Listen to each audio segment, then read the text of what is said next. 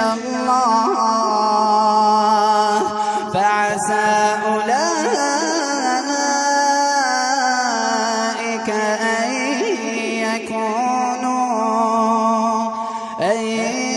يكونوا من المهتدين. السلام عليكم ورحمة الله وبركاته.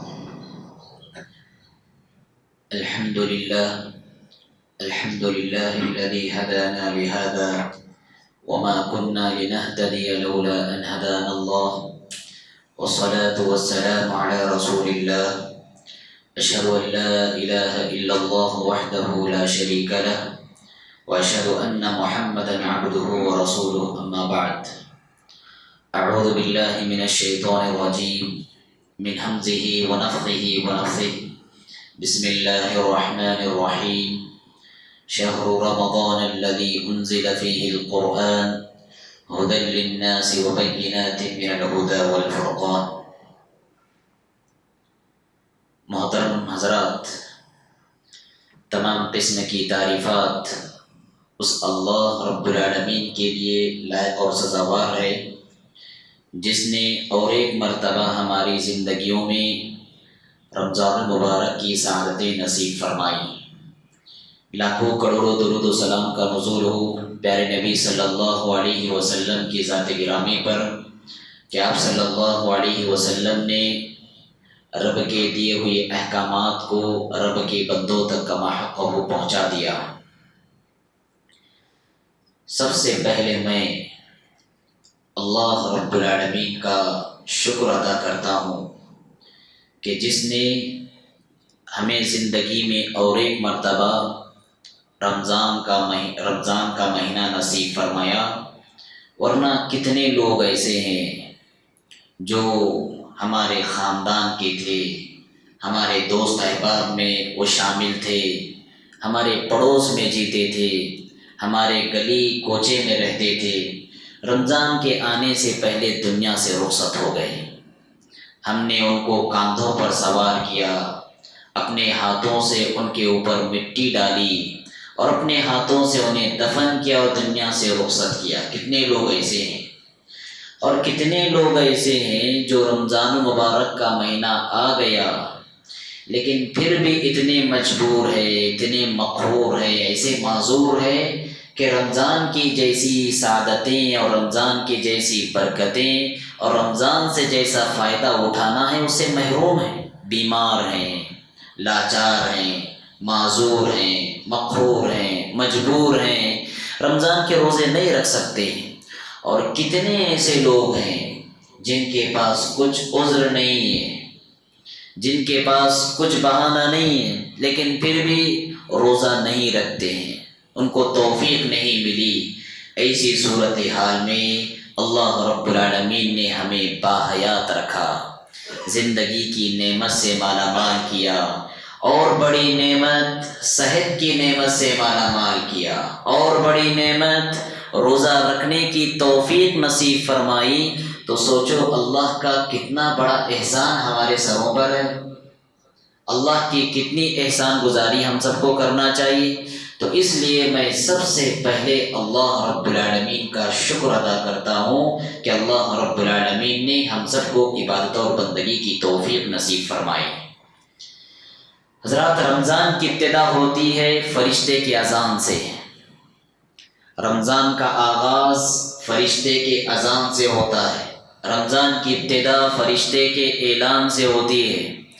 جیسے مؤذن صاحب حی علی الصلاۃ حی علی الفلاح کہہ کر لوگوں کو نماز کے وقت سے آگاہ کرتے ہیں، نماز کی طرف بلاتے ہیں، ویسے ہی اللہ کا ایک فرشتہ آواز دیتا ہے، اذان دیتا ہے، اعلان کرتا ہے. اور اس کی یہ اذان غیبی اذان ہوتی ہے، اس کا یہ اعلان غیبی اعلان ہوتا ہے، اس کی یہ پکار غیبی پکار ہوتی ہے جب اللہ کا فرشتہ یہ کہتا ہے یا باغی الخیر اقبل، اے خیر کے کام میں آگے بڑھنے والے اور آگے بڑھ، جنت کا دروازہ کھل گیا آگے بڑھ. مغفرت کا ماحول بس گیا آگے بڑھ، نیکیوں کا بول بالا ہونے لگا آگے بڑھ، دنیا سے برائیاں ختم ہونے لگی آگے بڑھ۔ وَيَا بَاغِيَ الشَّرِّ أَقْصِرْ، اے شر کے متلاشی، اے گناہوں کی لذت میں ڈوبے ہوئے انسان، رمضان کا مہینہ آ گیا، شیطان کو جکڑ دیا گیا، جہنم کے دروازے بند کر دیے گئے، اب تو سنبھل جا، اب تو سدھر جا، اب تو درست ہو جا، اب تو نیکیوں کی طرف آ جا، گناہوں سے باز آ جا۔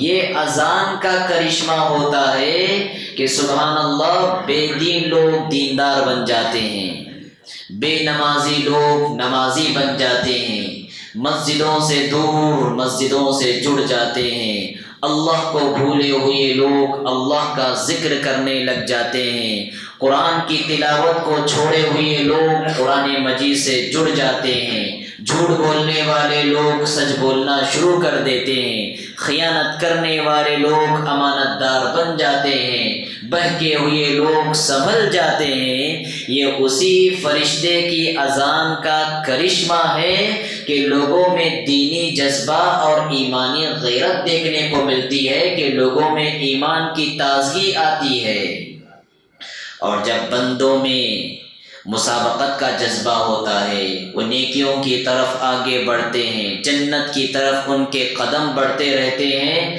تو اللہ کی دریائے رحمت بھی جوش میں آنے لگتی ہے، اور جب رب العالمین کی دریائے رحمت میں جوش آتا ہے تو اللہ رب العالمین کا یہ قانون لاگو ہو جاتا ہے، وَلِلَّهِ عُتَقَاءُ مِنَ النَّارِ وَذَلِكَ فِي كُلِّ لَيْلَةٍ۔ اللہ رب العالمین بہت سارے پاپیوں کو نار جہنم سے آزاد کر کے جنت میں داخل فرماتے ہیں۔ وفی کل ذلک لیلہ، او کما قال علیہ الصلوۃ والتسلیم، آپ صلی اللہ علیہ وسلم فرماتے ہیں کہ رمضان کی ہر رات پاپی لوگ بخشے جاتے ہیں، رمضان کی ہر رات کو لوگ نار جہنم سے آزاد ہوتے ہیں۔ ماہ شعبان کی 29 تاریخ، 30 تاریخ، 28 تاریخ، 27 تاریخ میں جن کا نام کے جہنمیوں کی فہرست میں تھا کہ یہ بندہ مرنے کے بعد سیدھا جہنم میں جائے گا، ماہ شعبان میں جن کے نام جہنمیوں کی فہرست میں تھے، ماہ رمضان کیا داخل ہوا کہ رب العالمین نے نار جہنم سے اس کا نام نکال کر جنت کی فہرست میں لگا دیا۔ وَلِلَّهِ عُتَقَاءُ مِنَ النَّارِ وَفِي ذَلِكَ كُلِّ لَيْلَةٍ، ہر رات رب العالمین نار جہنم سے بندوں کو بکثرت آزاد فرماتے ہیں، اور ہم جہاں بہت ساری دعائیں کرتے ہیں ان میں ایک دعا خصوصیت کے ساتھ کرنا ہرگز نہ بھولیں۔ کون سی دعا؟ اللہم انی اسألک الجنہ، اللہم انی اسألک الجنہ، اللہم انی اسألک الجنہ، اے اللہ میں تجھ سے جنت مانگتا ہوں، میں تجھ سے جنت کا سوال کرتا ہوں، میں تجھ سے جنت کو طلب کرتا ہوں۔ جنت خود ایسے بندے کے حق میں کہتی ہے جو بندہ کے جنت طلب کرتا ہے، اے اللہ دنیا میں رہ کر یہ جنت کا سوال کیا کرتا تھا، لہٰذا اس بندے کو آج جنت میں داخل فرما۔ اللہم اجرنی من النار، اللہم اجرنی من النار، اللہم اجرنی من النار، اے اللہ نار جہنم سے ہماری حفاظت فرما۔ جہنم خود سفارش کرتی اور کہتی ہے، اے اللہ یہ بندہ جہنم سے پناہ طلب کیا کرتا تھا، لہٰذا اس کو آج نار جہنم سے بچا لے اور جنت میں داخل فرما۔ خود جنت ہمارے حق میں سفارش کرے گی اگر ہم اس دعا کا اہتمام کریں گے، خود جہنم رب العالمین سے سفارش کرے گی اگر ہم اس دعا کا اہتمام کریں۔ تو یہ وہ مہینہ ہے جس مہینے میں کہ جہنم کے دروازے بند کر دیے جاتے ہیں اور جنت کے دروازے کھول دیے جاتے ہیں۔ رمضان میں سب سے بڑی کامیابی کون سی ہے؟ ایک نمازی پڑھنے والی بندے کی سب سے بڑی کامیابی کون سی ہے؟ روزے رکھنے والے کی سب سے بڑی کامیابی کون سی ہے؟ تہجد کا اہتمام کرنے والے کی سب سے بڑی کامیابی کون سی ہے؟ ذکر کرنے والے کی سب سے بڑی کامیابی کون سی ہے؟ صدقہ و خیرات کرنے والے کی سب سے بڑی کامیابی کون سی ہے؟ ایک مسلمان کی ماہ رمضان میں سب سے بڑی کامیابی اگر کوئی ہے تو وہ یہ ہے کہ بندہ اللہ کی مغفرت کا حقدار ہو جائے، اللہ کی بخشش کا پروانہ اس کو مل جائے، اللہ معافی کا قلم اس کے گناہوں کے دھبوں پر پھیر دے۔ یہ سب سے بڑی کامیابی ہے، اور یہ سب سے بڑی کامیابی ہے کہ انسان نار جہنم سے محفوظ رہ جائے اور جنت کا حقدار وہ بن جائے، سب سے بڑی کامیابی ہے۔ اسی لیے مائی عائشہ صدیقہ رضی اللہ تعالیٰ عنہ اللہ کے رسول صلی اللہ علیہ وسلم سے پوچھتی ہیں، اے اللہ کے رسول صلی اللہ علیہ وسلم، رمضان کا جب مہینہ آ جائے اور رمضان کے مہینے میں آخری تاخرات سے اگر میں گزروں اور لیلۃ القدر کو میں پاؤں تو اللہ رب العالمین سے کیا مانگوں؟ ہزاروں دعائیں ہیں، ہزاروں امیدیں ہیں، ہزاروں تمنائیں ہیں، ہزاروں ارمانیں ہیں، ان ساری چیزوں کے درمیان اس نازک اور مبارک گھڑی میں اللہ سے کیا مانگوں؟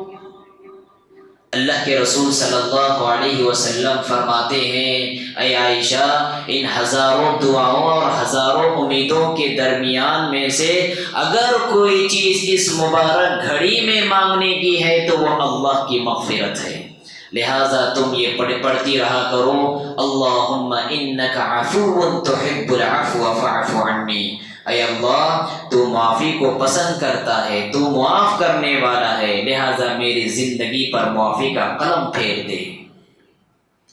کتنی بڑا انعام ہے اللہ کا، اور کتنا بڑا اعزاز ہے اللہ کا۔ اور یہی وجہ ہے شاید اللہ کے رسول صلی اللہ علیہ وسلم نے بار بار اپنی حدیثوں میں یہ بات بیان فرمائی، من صام رمضان ایمانا واحتسابا غفر له ما تقدم من ذنبه، جو انسان دو شرطوں کے ساتھ روزہ رکھے اس کی زندگی کے گناہ معاف ہو گئے، جو انسان دو بنیادوں پر روزہ رکھے اس کی مغفرت ہو گئی۔ کون سی دو شرطیں؟ ایمان ہو، عقید توحید اس کی زندگی میں ہو، شرک سے بیزار رہنے والا ہو، قبروں پر جا کر سجدہ کرنے والا نہ ہو، قبروں کے سامنے اپنے ہاتھ پھیلانے والا نہ ہو، غیر اللہ سے فریادیں کرنے والا نہ ہو، غیر اللہ کے نام پر ذبح کرنے والا نہ ہو، عقیدے کا بالکل صاف ہو۔ ایسے ہی بندے کی عبادتیں قبول ہوتی ہیں جس بندے کی زندگی میں توحید ہو، ورنہ توحید کے بغیر انسان صرف ماہ رمضان کیا، پیدائش کے روز سے لے کر زندگی کی آخری سانس تک پورے ایام روزے میں گزار دے، اللہ رب العالمین روزے کی ساری نیکیوں کو ہباء منصورا راکھ بنا کر اڑا دے گا۔ اس لیے سب سے پہلی اور بنیادی شرط کیا ہے؟ ایمان، عقید توحید، شرک سے بیزارگی، یہ سب سے بنیادی شرط ہے۔ اور دوسری شرط وہ احتسابا، اجر کی امید سے روزہ رکھیں۔ بہت سارے لوگ کس نیت سے روزہ رکھتے ہیں؟ روزہ رکھوں گا تو یہ بیماری ختم ہوگی، روزہ رکھوں گا موٹاپا کم ہوگا، روزہ رکھوں گا شوگر کا لیول کم رہے گا، روزہ رکھوں گا بی پی لیول پہ رہے گا، روزہ رکھوں گا فلاں فلاں بیماریاں ختم ہوں گی، روزہ رکھوں گا علاج ہو جائے گا۔ یہ نیتوں سے لوگ روزہ رکھتے ہیں۔ اللہ کے رسول فرماتے ہیں اگر اجر کی امید کے علاوہ کوئی اور امید انسان رکھتا ہے تو اس کا دن بھر کا بھوکا رہنا، پیاسا رہنا بیکار ہے۔ ہاں آپ کو یہ فائدے ہو سکتے ہیں، بیماریاں مٹ جائے گی، صحت میں ترقی ہو جائے گی، انسان کے اندر اچھے سے اچھی صلاحیتیں پیدا ہوگی، طاقتور بنے گا، یہ سب ٹھیک ہے، اپنی جگہ ہے، لیکن سب سے بڑی نیکی اور سب سے بڑا انعام یہ ہے کہ یہ عبادت ہے، عبادت ہی کی نیت کرنا ہے، اللہ رب العالمین راضی ہو جائے گا، قیامت کے دن اجر ملے گا، جہنم سے بچوں گا، جنت میں داخل ہوں گا، یہ امید انسان کو رکھنی چاہیے۔ من صام رمضان ایمانا واحتسابا غفر له ما تقدم من ذنبی. ان دو شرطوں کے ساتھ بندہ اگر روزہ رکھے ایمان اور اجر کی امید کے ساتھ، ایسے بندے کی مغفرت ہو جائے گی. ہم تہجد کا اہتمام کرتے ہیں، تراویح کی نماز کو تہجد بھی کہتے ہیں، تراویح کی نماز کو قیام اللیل کہتے ہیں، اور تراویح کی نماز کو رات کی نماز بھی کہتے ہیں. ایک ہی نماز کے مختلف نام ہیں. ہم تراویح کی نماز کا اہتمام کرتے ہیں. اللہ کے رسول صلی اللہ علیہ وسلم فرماتے ہیں من قام رمضان ایمانا واحتسابا غفر له ما تقدم من ذنبی. جو بندہ ایمان اور اجر کی امید کے ساتھ رات کا قیام کرے گا اس کی مغفرت ہو جائے گی. بڑا حوصلہ چاہتا ہے یہ روزہ، بڑا صبر چاہتا ہے ہمارا یہ قیام. ایک ایک گھنٹے، ڈیڑھ گھنٹے کا یہ قیام ہم سے بہت صبر چاہتا ہے، ہم سے بہت حوصلہ چاہتا ہے. اس لیے تو مغفرت کا سامان تیار کر رکھا ہے اللہ رب العالمین نے. ہم لیلۃ القدر میں داخل ہوتے ہیں، وہاں پر بھی اللہ رب العالمین نے مغفرت کا سامان تیار کر رکھا ہے. اللہ کے رسول فرماتے ہیں من قام لیلۃ القدر ایمانا واحتسابا غفر له ما تقدم من ذنبی. جو لیلۃ القدر کا قیام کرے ایمان اور اجر کی امید کے ساتھ، زندگی کے گناہ اللہ رب العالمین معاف فرمائیں گے. تو ایک انسان کی سب سے بڑی کامیابی یہ ہے کہ اللہ کی مغفرت کا پروانہ اس کو مل جائے. اس سے بڑھ کر کوئی کامیابی نہیں. اسی لیے مغفرت کے لیے آپ دیکھیں اس روئے زمین کی وہ برگزیدہ ہستیاں، وہ معصوم عن الخطا ہستیاں جنہیں ہم نبی کہتے ہیں، جنہیں ہم رسول کہتے ہیں، وہ بھی اللہ کی مغفرت کی بھیک مانگا کرتے تھے. حضرت نوح علیہ السلام ہیں جو اللہ رب العالمین سے کہتے تھے رب اغفر لی ولوالدی ولمن دخل بیتی مؤمنا وللمؤمنین والمؤمنات. اے اللہ میری مغفرت فرما، میرے والدین کی مغفرت فرما، اور وہ مومن مرد اور مومن عورتیں جنہوں نے میرا ساتھ دیا ان ساروں کی مغفرت فرما. ابراہیم علیہ السلام کہتے تھے رب اغفر لی ولوالدی وللمؤمنین یوم یقوم الحساب. اے اللہ جب حساب و کتاب کی گھڑی قائم ہو جائے اس سے آنے سے پہلے میری مغفرت فرما، میرے والدین کی مغفرت فرما، اور تمام مومن عورتیں اور مومن بندوں کی مغفرت فرما. حضرت سلیمان علیہ السلام رب العالمین سے مغفرت طلب کرتے تھے اور کہتے تھے رب اغفر لی وہب لی ملکا لا ينبغی لأحد من بعدی. اے اللہ میری مغفرت فرما اور ایسے تخت و تاج کا مجھے بادشاہ بنا دے کہ میرے بعد کسی اور کے لیے لائق اور سزاوار نہ ہو. ان کے والد حضرت داؤد علیہ السلام رب العالمین سے مغفرت طلب کرتے تھے فاستغفر ربه وخر راكعا واناب. اور تو اور میرے اور آپ کے نبی جناب محمد عربی صلی اللہ علیہ وسلم ایک ایک مجلس میں 70 مرتبہ مغفرت طلب کرتے تھے اور یہ کہتے تھے رب اغفر لی وتب علی انک انت التواب الرحیم. اے اللہ میری مغفرت فرما، میری توبہ کو قبول فرما، بے شک تو خوب رحم کرنے والا ہے. ان تمام باتوں سے بات معلوم ہوتی ہے کہ ایک روزے دار کی سب سے بڑی کامیابی اللہ کی مغفرت کا اسے مل جانا ہے. ایک نماز پڑھنے والے کی سب سے بڑی کامیابی اللہ اس پر رحم کرنا ہے. ایک ذکر کرنے والے کی سب سے بڑی کامیابی اللہ اس کا نام جہنمیوں کی فہرست میں سے نکال کر جنتیوں میں داخل کرنا ہے. اس سے بڑھ کر کوئی کامیابی نہیں. فمن زحزح عن النار وادخل الجنت فقد فاز. سوچو جنت کتنی بڑی نعمت ہوگی. یہ دنیا، اس دنیا میں انسان 100 سال 150 سال بھی گزار لے پھر بھی دنیا سے جانا انسان گوارا نہیں کرتا. کیوں؟ دنیا کی نعمتیں ایسی ہیں، دنیا کی لذتیں ایسی ہیں، دنیا کا آرام ایسا ہے کہ دنیا سے انسان 1 صدی 1.5 صدی 2 صدیاں گزارنے کے باوجود بھی وہ موت کو ناپسند کرتا ہے، دنیا چھوڑ کر جانا نہیں چاہتا. جبکہ یہ دارالعمل ہے، یہ محنت کا گھر ہے، یہ تکلیفوں کا بازار ہے. یہاں پر محنت کرنا ہے، اس کے باوجود دنیا چھوڑنے پر انسان راضی نہیں ہوتا، تو سوچو جو دار الجزا ہے، جو اللہ رب العالمین نے اپنے متقی بندوں کے لیے تیار کر رکھا ہے جنت کی شکل میں، وہ کتنا خوبصورت ہوگا اور کتنا حسین و جمیل ہوگا۔ دنیا کا مختصر سا اگر کوئی خوبصورت علاقہ ہو، ہمارے من کو کیسا بہتا ہے، وہ جی چاہتا ہے کہ اسی کے آنگن میں جیوں اور اسی کے آنگن میں دم توڑوں۔ تو اللہ رب العالمین کا سجایا ہوا جنت کی شکل میں جو باغ ہے وہ کتنا حسین و جمیل ہوگا۔ افما نحن بمیتین، جنتی جب جنت میں جائیں گے تو سب سے پہلا جو انہیں احساس ہوگا وہ یہی احساس ہوگا۔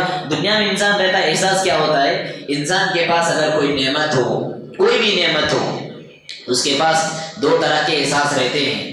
ایک تو احساس یہ رہتا ہے کہ یہ نعمت میرے پاس ہمیشہ رہنا، کبھی ختم نہیں ہونا، یہ احساس رہتا ہے۔ اور دوسرا احساس کیا رہتا ہے؟ دوسرے کے پاس اگر کوئی اچھی نعمت ہو تو انسان کے دل میں جلنے کا احساس، جیلس جس کو بولتے، حسد کا احساس رہتا ہے۔ لیکن جب ایک بندہ جنت میں جائے گا، سب سے پہلا احساس جو انہیں دلایا جائے گا وہ یہ ہوگا، افما نحن بمیتین، وہاں پر کوئی موت نہیں آئے گی، ہمیشہ کی زندگی، ہمیشہ کی لذت، ہمیشہ کی جوانی، ہمیشہ کی صحت، ہمیشہ کی خوبصورتی، وہاں کوئی بیماری بھی نہیں آئے گی۔ ایسا بھی نہیں کہ باغ میں بیٹھا تھا، سردی لگی، زکام آ گیا، ایسا بھی نہیں، کچھ زیادہ کھا لیا، موشن آ گیا، ایسا بھی نہیں۔ وہاں کی صحت ایسی صحت کہ جس پر کبھی بڑھاپا طاری نہیں ہوگا، وہاں کی جوانی ایسی جوانی کہ جس کے بعد کبھی ضعیفی طاری نہیں ہوگی، وہاں کی لذت ایسی لذت کہ اس لذت پر کبھی دوبارہ بدمزگی طاری نہیں ہوگی، وہاں کی ہر چیز دائمی ہوگی۔ وہ جنت اللہ رب العالمین اس ماہ میں کھولے رکھے ہیں کہ میرے بندو آؤ اور اپنے آپ کو جنت کا سامان تیار کر رکھو۔ الا ان سلعۃ اللہ غالیہ، لیکن یاد رکھو اللہ کی یہ جنت بہت مہنگی ہے، اللہ کی یہ جنت بہت مہنگی ہے۔ حفت الجنت بالمکارہ، اللہ رب العالمین نے جنت کو مکارہ سے گھیر رکھا ہے۔ مکارہ کسے کہتے ہیں؟ ناپسندیدہ چیز، جو انسان کے نفس پر ناگوار گزرے، ناگوار چیزوں سے اللہ نے جنت کو گھیر رکھا ہے۔ مطلب یہ ہے اس جنت کو پانا ہے تو ناگوار چیزوں کو رگڑنا ہے، کچلنا ہے، اس کے بعد ہی جنت ملے گی۔ وحفت النار بالشہوات، اور جہنم کو اللہ رب العالمین نے شہوتوں سے گھیر رکھا ہے۔ جہنم میں جانے کا شارٹ کٹ راستہ ہے شہوتیں، لذتیں۔ انسان کے دل میں، انسان کے بدن میں خواہش پیدا ہوئی، انسان کیا اور نتیجے میں جہنم کو پہنچ گیا۔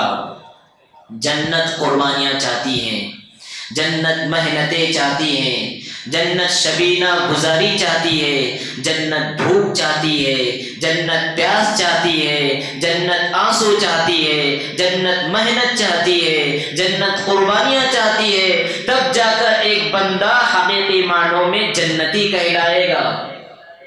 بھوک برداشت کرنا کس کو پسند ہے؟ ہر نفس پر ناگوار ہے بھوک برداشت کرنا، پیاس برداشت کرنا، لیکن جنت اسی سے گھیری ہوئی ہے۔ رمضان کا موسم ہے، کاروبار عروج پر رہتا ہے، انسان سال کے 11 مہینے گرچہ اس نے تجارت کا آغاز نہ کیا ہوگا، لیکن رمضان کا مہینہ جیسا آیا وہ کاروبار کا آغاز کرے گا۔ کیوں؟ اس لیے کہ رمضان میں بہت برکت ہوتی ہے، کاروبار میں برکت ہوتی ہے، مال میں برکت ہوتی ہے، کاروبار سجتا ہے، گاہک پر گاہک آتے جاتے ہیں، عصر کی نماز کا وقت ہو رہا ہے لیکن گاہکوں کی کمی نہیں، خریدنے والے بڑھتے جا رہے ہیں۔ انسان پر ناگوار ہوتا ہے کہ ایسے موقع پر اپنا شٹر بند کرے، اپنے کاروبار کا دروازہ بند کرے، مؤذن کی اذان کو لبیک کہتے ہوئے وضو کر کے مسجد میں آ کر نماز پڑھے، ناگوار ہے۔ جنت اسی چیزوں سے گھیری ہوئی ہے۔ رات کا وقت ہو، ہوٹلیں آباد ہیں، کھانے پینے کے انواع و اقسام کی لذتیں آباد ہیں، انسان مزے لے لے کر کھانے میں مصروف ہے، اور ادھر ہے تراویح کی نماز کا وقت، 1 گھنٹہ 1.5 گھنٹہ صبر کے ساتھ ٹھہرنا، امام کی قرات کو سننا، صبر اور حوصلے کا مظاہرہ کرنا، یہ لذتوں کی چیزیں چھوڑ کر اللہ کے دربار میں آ کر 1-1 گھنٹہ ٹھہرنا، یہ ناگوار ہے، یہ جان پر مشکل ہے، یہ نفس سے جنگ والی بات ہے، اور جنت ایسی ہی چیزوں سے گھیری گئی ہے۔ انسان کی سب سے بڑی کامیابی یہ ہے کہ انسان اپنے نفس کی جنگ میں بازی مار لے جائے۔ جو انسان نفس کی جنگ میں بازی مار لے، نفس کو کچل دے، ایسا ہی انسان حقیقی معنوں میں کامیاب ہے۔ قد افلح من زکاہا، قد افلح من زکاہا، کامیاب ہے وہ انسان جس نے اپنے نفس کے خواہشات کو کچل دیا، رگڑ دیا، اس کو پاک صاف کیا۔ الغرض تو یہ جنت کا سامان ہے، اور اللہ رب العالمین کا یہ سامان بڑا مہنگا ہے۔ رمضان کا موسم ہر سال میں 1 مرتبہ آتا ہے، ہمیں بناتا ہے، ہمیں سنوارتا ہے، ہمیں نکھارتا ہے، ہمیں پاک کرتا ہے۔ کیسے کیسے پاک کرتا ہے رمضان کا موسم ہم کو؟ رمضان سال کے 11 مہینے ہم بدن کو پالتے ہیں، بدن کو کھلاتے ہیں، بدن کو صحت مند بناتے ہیں، بدن کو ترقی دلاتے ہیں، بدن کو خوبصورت اور جمیل بناتے ہیں، لیکن رمضان کا مہینہ آتا ہے، بدن کو کمزور کراتا ہے اور روح کو طاقتور بناتا ہے۔ اور اصل زندگی روح کی زندگی، یاد رکھیں آپ، اصل زندگی روح کی زندگی ہے، اصل زندگی دل کی زندگی ہے۔ جس انسان کا دل مضبوط ہو، ایسا انسان کمزور رہ کر بھی جوان رہتا ہے۔ شیخ ابن باز رحمۃ اللہ علیہ کے بارے میں ان کی سیرت لکھنے والوں نے لکھا کہ 90 سال کی عمر میں آپ کا انتقال ہوا، 90 سال کا بڑھاپا، بوڑھا انسان، اور اوپر سے آپ کے گلے میں خطرناک مرض لاحق تھا۔ اس کے باوجود آپ کے معمولات زندگی میں کوئی تبدیلی نہیں، آپ برابر مکتب اپنے آفس جا رہے ہیں، وہاں پر جا رہے ہیں، برابر مسجد میں حاضری دے رہے ہیں، درس دے رہے ہیں، برابر آپ کی فتوے کی مجلس قائم ہو رہی ہے، فتوے دے رہے ہیں، برابر شاہی محل میں جا رہے ہیں، وہاں پر درس دے رہے ہیں۔ آپ کی معمولات زندگی میں ذرہ برابر بھی فرق نہیں آیا، جبکہ 90 سال کا بڑھاپا اور اوپر سے گلے کا خطرناک مرض۔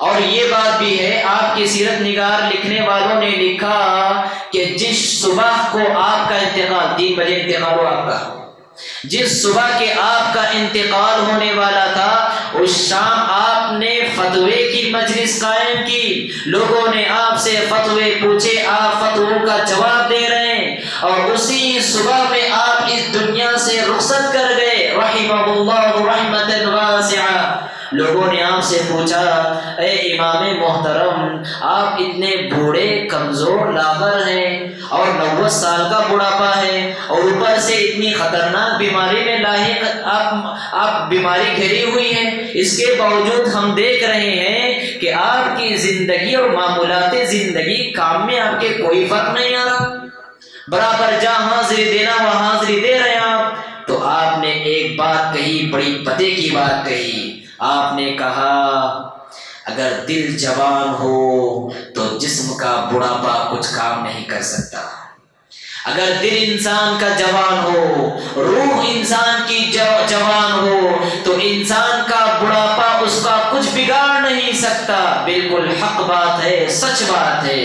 جس انسان کی روح تازہ ہو، روح طاقتور ہو، ایسا انسان بیماریوں میں گھر کر بھی مسکرانے کا ہنر جانتا ہے۔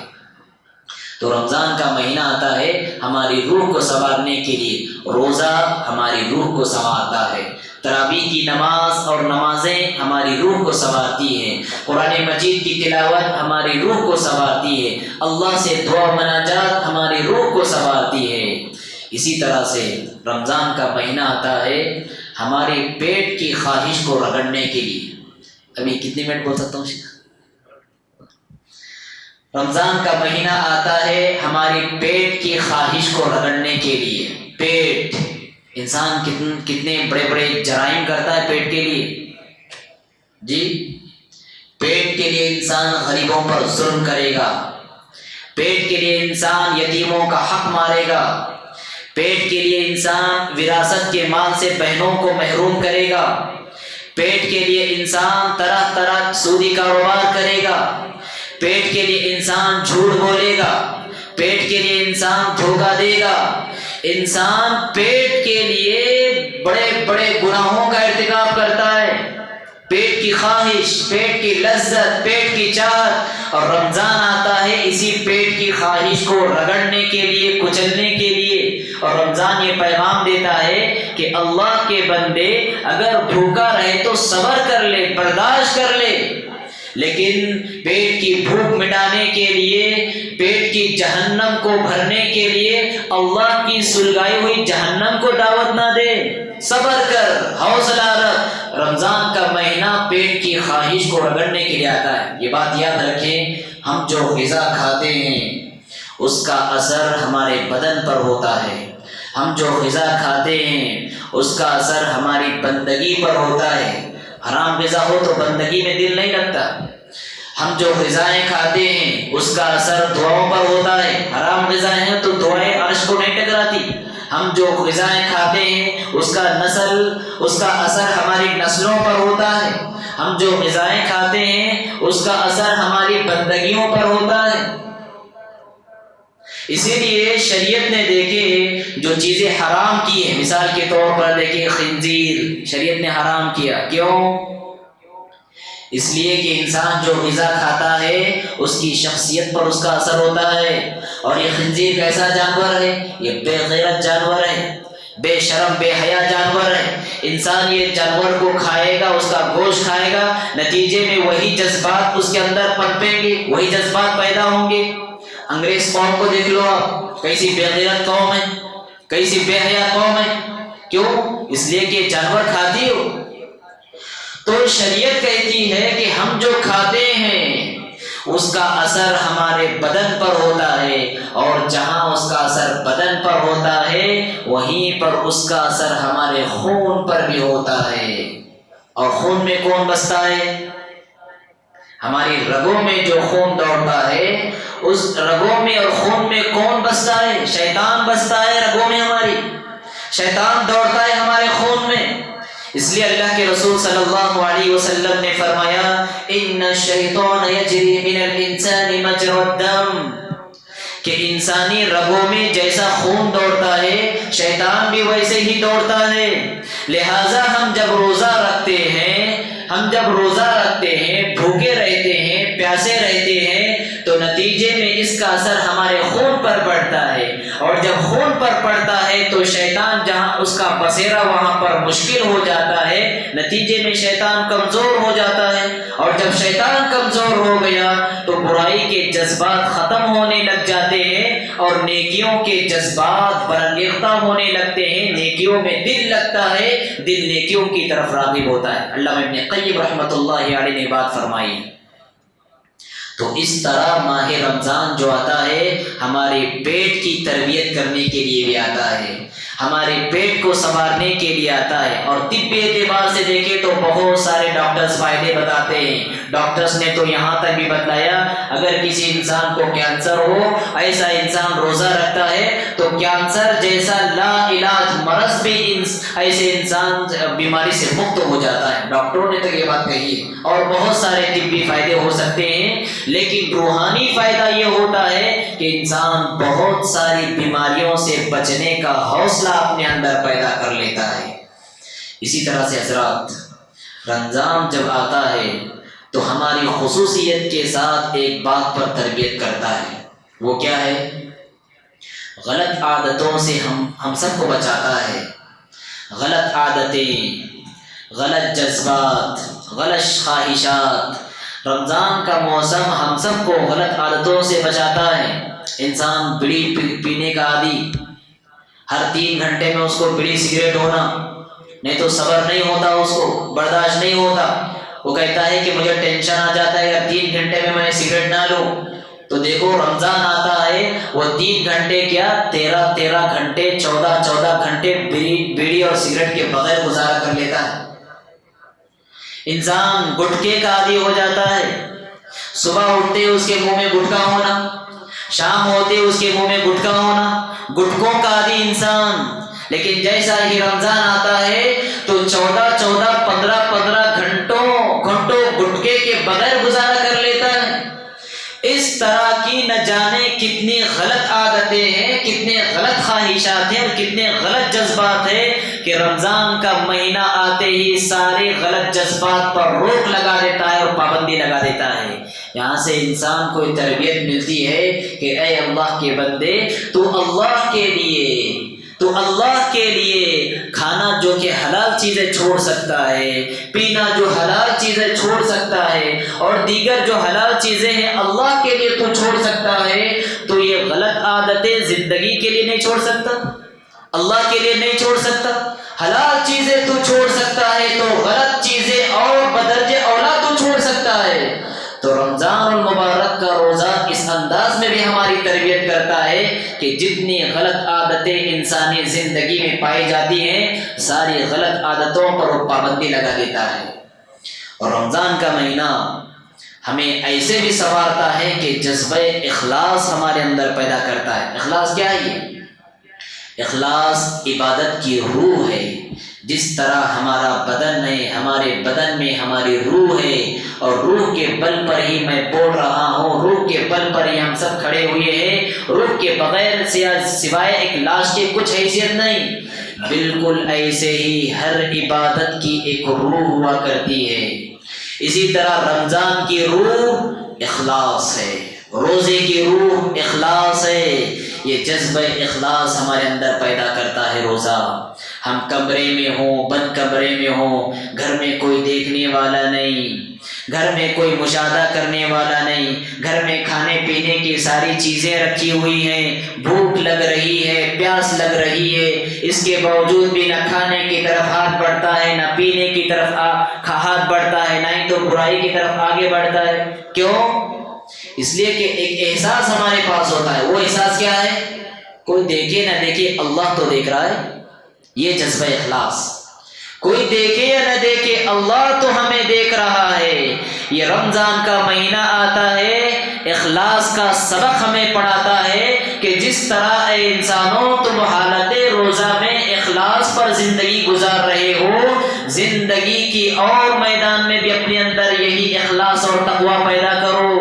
کاروبار میں بیٹھے ہو، یہی تقویٰ پیدا کرو۔